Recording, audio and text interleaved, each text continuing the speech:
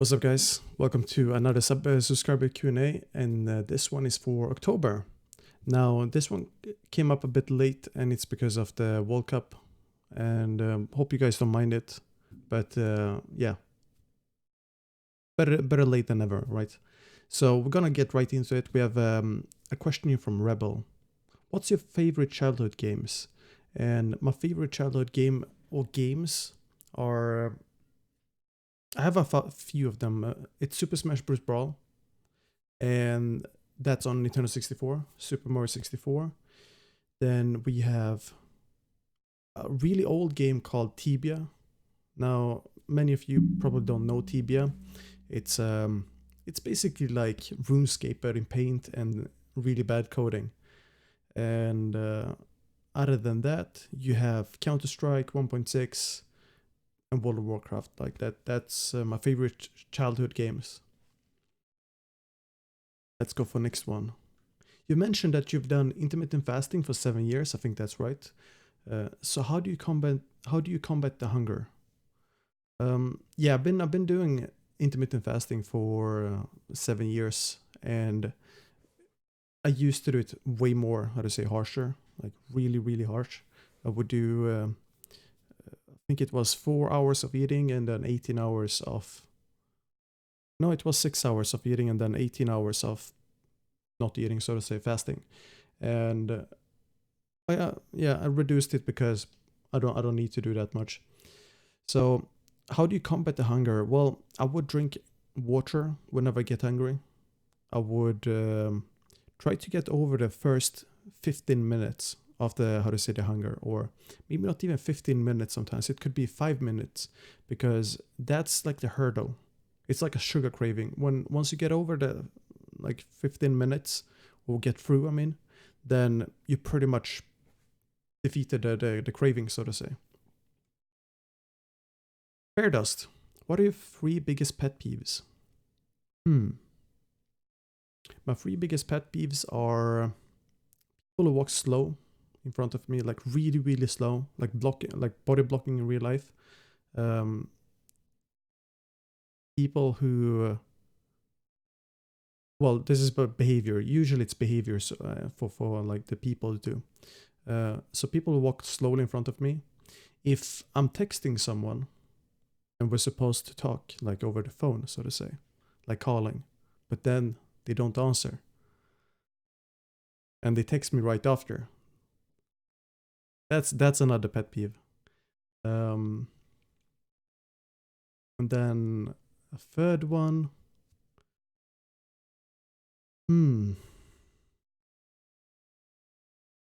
I don't like to be disrupted, so to say, when like physically disrupted when I'm like in a focused mindset, and I'm doing like focused work.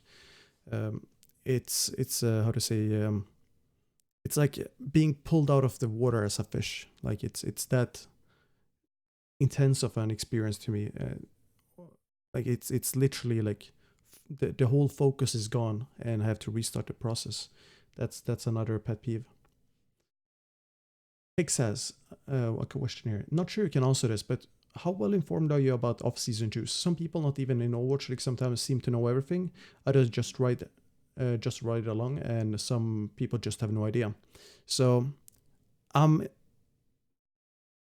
well, it's okay to answer this. I think it's I don't know everything. I don't know much. I know what Reddit knows. I know what you know. I know the public info. But then the juice, so to say, is if I'm partaking in a trial, let's say that I'm trialing, and I see players trial that are under contract with a different org or something, then that's info I know. Like so it's first-hand information and third-hand information, I guess, or like second-hand, Reddit and stuff. But the first-hand information, I never say it, so you never know that I know. But yeah, that's how I know. It's through first-hand experience and Reddit. Then Other people, well, I sometimes ask as well, but I don't ask about specific juice. It's more like if I want a job, like at a organization, I ask, okay, are these coaches gonna stay? Are they not? Do they have a spot? Do they not have a spot? Would they want an application or not? You know, stuff like that. Other people, no idea. It depends on the agenda. Like if you're going to benefit of the juice, then you're gonna do everything you can to get the juice. I don't benefit anything off the juice. Like I don't center myself around the juice, so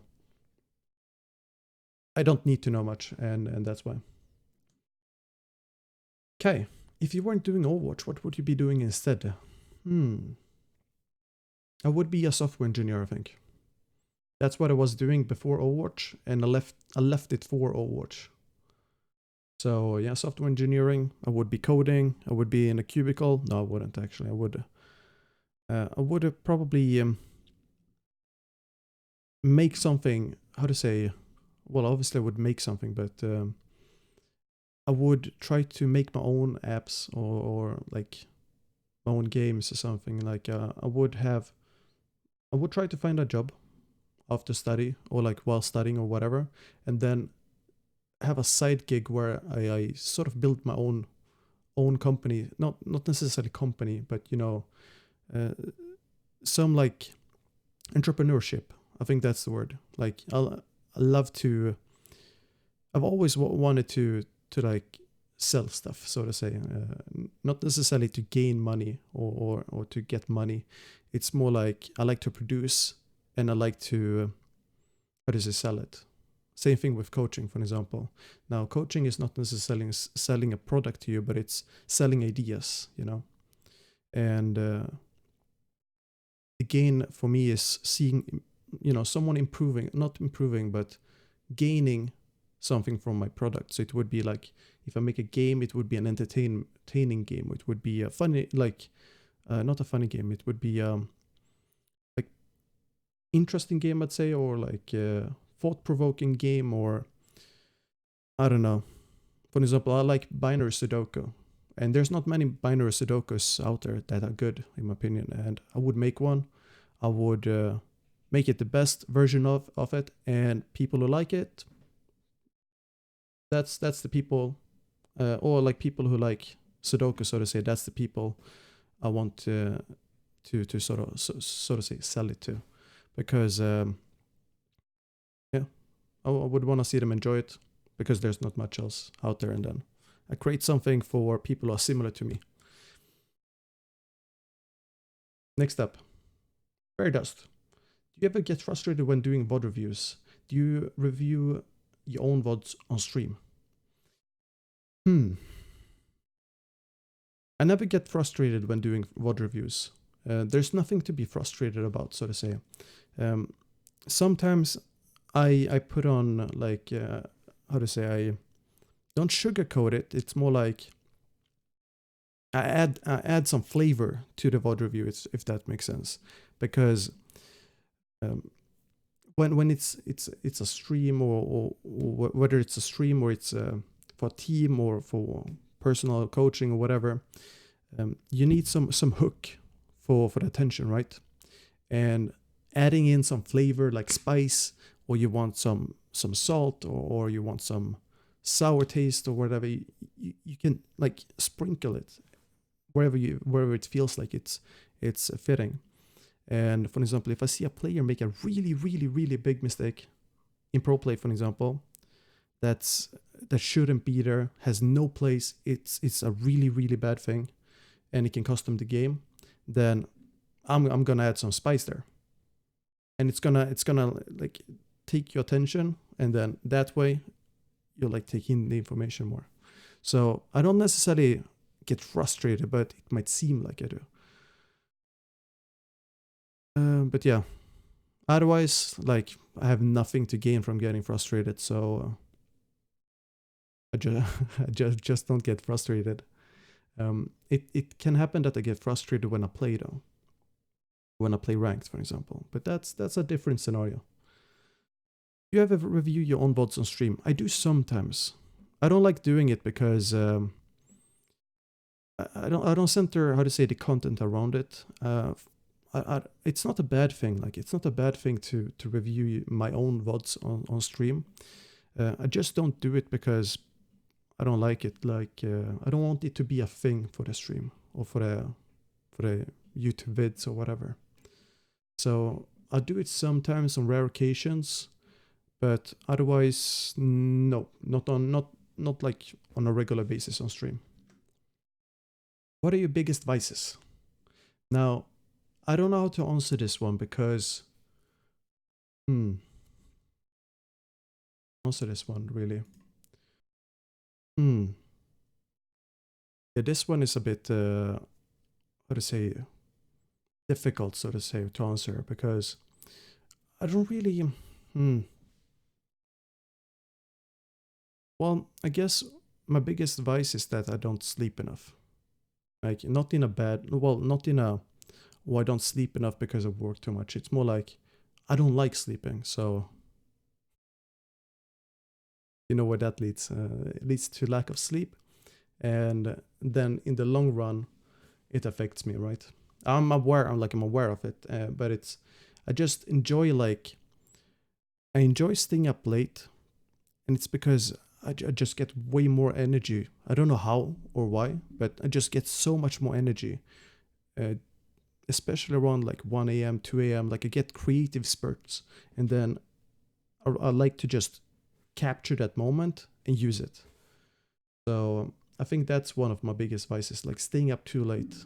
Now that it might seem like a very, how to say, PG vice, but yeah, it's that's the like biggest one.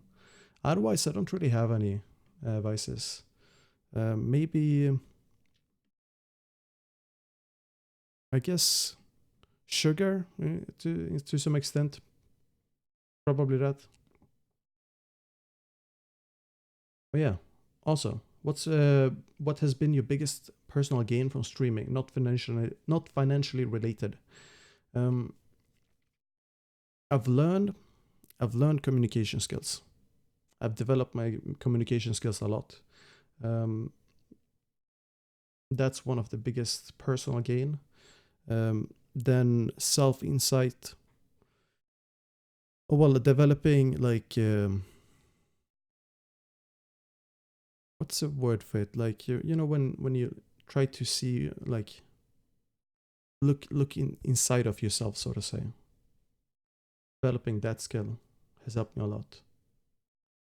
And well, I had it developed before, of course. Like, I'm very, how to say, self-observing, but streaming definitely helps developing it even more because you get like instant reactions to your actions, and it's there are these moments, when I say something and I instantly regret it, but you guys don't know it. I know it though, and it's it's, how to say, you direct yourself in to a better way. But yeah, that's probably it. And then all of the friends I've gained from the stream, of course. EJXT. From a personal experience, streaming in front of a small audience can be non-rewarding and feels like talking to yourself a lot. How did you overcome that while starting your stream, and how have you seen your audience grow? So yes, it can be non-rewarding, and it feels like you're talking to yourself a lot. Definitely does. Um, it depends on what you like. It depends on what your goal is. Like, if your goal is to make a career out of streaming, you have to you have to like go in with a specific mindset. Well, not really specific, but you have to go in with the mindset that you deserve with viewers, right? People should watch you. So if you strip away the numbers between you and Soda Popping, for example, what are the differences? Well, talking a lot, maybe interacting with chat. Sometimes there is no interaction with chat. Like, you have to have improv skills, so to say. You have to, like, come up with stuff in the moment. You have to always talk about what you're thinking, or like narrate yourself, or how to say, make a story, so to say. not necessarily like a story as in a YouTube video or anything. It's more like just think of what you're like, speak what you're thinking, and try to be active, so to say. Just get into that autopilot mode. Well, not necessarily autopilot, but like if let's assume that you have no viewers, right? And someone clicks on your stream. Now, if it's silent for 5 minutes, just let's say you're playing League of Legends and you're just killing creeps, sitting in silence, maybe some music. What's gonna catch the viewer, right? So let's say that viewer leaves, and then 1 second after leaving, you start going in on a like nice tangent. You like talk about some stuff. You have a story that comes to mind, but the viewer is not gonna see it, right? You never know when that viewer is gonna pop in, and that's why you have to always talk, or like try at least. I know for me, for example, that's something I struggle with because I'm not the type that, how to say,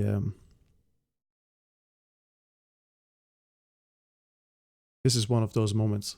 I'm not the type who like is good at constantly expressing myself, if that makes sense. Because when I have this barrier where it feels like the either there's nothing like that I can access. There is stuff I can access and talk about. I'm not aware of it in the moment. Or I'm like hiding that, like those topics or like those talking points or whatever away from myself because I think they're irrelevant. Like they have no value, right? But in reality, who knows if they have value? I don't know. You don't know. The only way to know is if you say it or not, right? Well, technically. And sometimes I just don't pull them out, but you have to constantly practice that. It's like a muscle. And for me, for example, I struggle finding the right word sometimes. So I end up like looking for that word, and then I lose the topic because I focus so much on finding the right word. And then it's like telling a joke, and then it takes too much time and the joke falls flat. And like I've done it several times on stream. But you just have to expose yourself. You have to get used to it. You have to get used to being uncomfortable, so to say. And that's how I overcame it. Well, I didn't really struggle that much with it because I knew that's necessary. And I didn't focus on making streaming I didn't focus on making money of streaming. Like right now, gotta make money off streaming.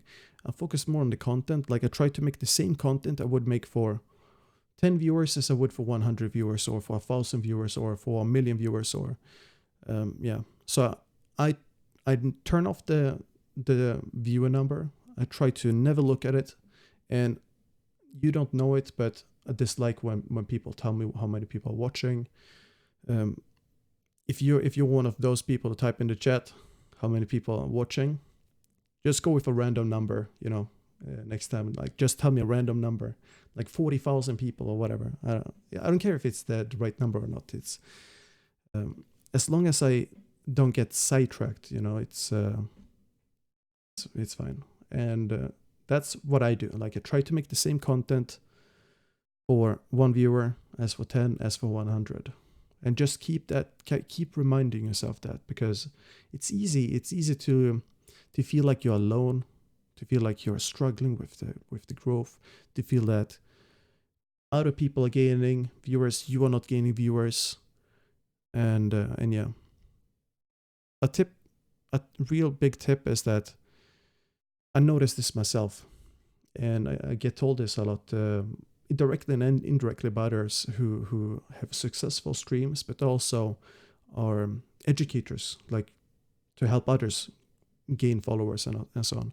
That you should create narrative content on YouTube, for example, rather than streaming 8 hours a day, every day, like XQC, for example, because the discoverability on Twitch is super inefficient. So you gotta have a lot of luck to get discovered right now. And if you're not someone with a personality like XQC, Dr. Disrespect, Soda Pop, and Jane, then it's really difficult. Like you won't have one of those click moments that just make you go viral. So it's more efficient to grow with YouTube, for example, and stream at the same time. But you reduce the amount of streaming so that you can make stuff on YouTube without burning out, of course, and then convert those to Twitch, right? You send them to your Twitch instead of only staying on Twitch, because there's so much competition out there. So if you have people who like you on YouTube, for example, and find you, because the YouTube algorithm helps you a lot more than the Twitch algorithm. Well, they don't even have one, I think. But it's super bad on Twitch to get discovered. They're working on it, but it needs more work. So that's another way you can get your audience to grow, for example. Just a side tangent. How have you seen your audience grow? So my audience grows little by little. Like, so I get like tiny gains whenever I stream, and then occasionally I get big gains, and it's either from a Reddit thread, clips, stuff like that, and it's normal. I think it's I don't know how to describe it, but I focus mostly on just getting it discovered, so to say, and building a community, trying to, how to say, create an environment that like radiates the peak how to say, vibe, so to say, and the vibe I want in my chat, and so far we have it, and that's slowly but surely growing. Next up from Fairdust80. From your experience coaching in Overwatch League, how do the players prevent burnout? How do the players and coaches manage their other hobbies and interests during Overwatch League? So, how do you prevent burnout? It's very individual. It depends on the individual how they prevent it. You have to set aside personal time. It depends entirely on the personal traits, like who the person is, how much leisure time do they need, do they enjoy Overwatch League so much that they don't even need much leisure time, or do they hate some part of their work that they need to like compensate for? Like it really depends, and I can't answer that question because I'm also not an expert on it, so I don't know all the ways they prevent it, because like I simply don't know like the behavior, so to say, to that extent, so that I can like observe every detail, so to say. Well, not even every detail, but you know what I mean, like to a great extent. I know for some players, but it's mostly just setting aside personal time, like winding down, making sure that you sleep, eat, shower, all these basic human needs like regularly, making sure that you have people close to you that you can talk with, like about stress, and just expressing yourself. It's all about like yin and yang, so to say, like that in and out energy. How do players and coaches manage their hobbies and interests during Overwatch League? Same thing there. It depends to a great extent on the person, which team they're on, what job they have, how many duties they have. For example, I worked on light days, so to say. I had 10 to 12 hours a day, and I just did my work first. Whatever time I had left afterwards, that went to food, rest, hobbies. And some other days I had 16 hours days. Some days I didn't even sleep for 2 days. And it's just work first for me, because I enjoy it. I enjoy the work, and I don't complain like on doing work. Like, I enjoy solving problems a lot, and a part of that is like my hobby. Like, I enjoy solving problems. So I don't know if I'm how to say, a special case or not, but for me, I didn't struggle that much with managing hobbies and interests, because working is one of my interests, or like coaching at least. Do you believe at any time in the future any Overwatch League team will get rebranded? Don't think so, because it's a huge investment every organization has made. By committing to these brands. I don't think they will rebrand. I don't know the business, how to say, enough, so I can't like forecast. I don't know if there are any signs, so to say, that they will rebrand. But from what I know, the league has said, we don't want you to rebrand. Basically, that's why they created all these new brands.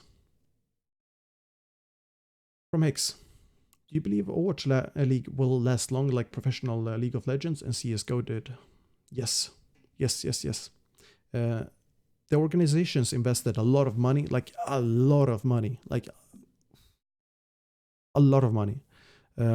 both in teams, in staff, in arenas, in traveling. There's a lot of money flowing around.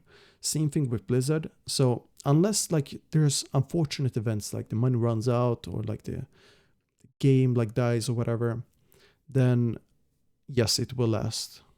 But you always have that the game will die, or how to say, that fear, so to say. And everyone in the league, they want the best for the game, and including the teams. So I think it'll last, because that's their plan. Like they want a 10, 15, 20 year league at least, right?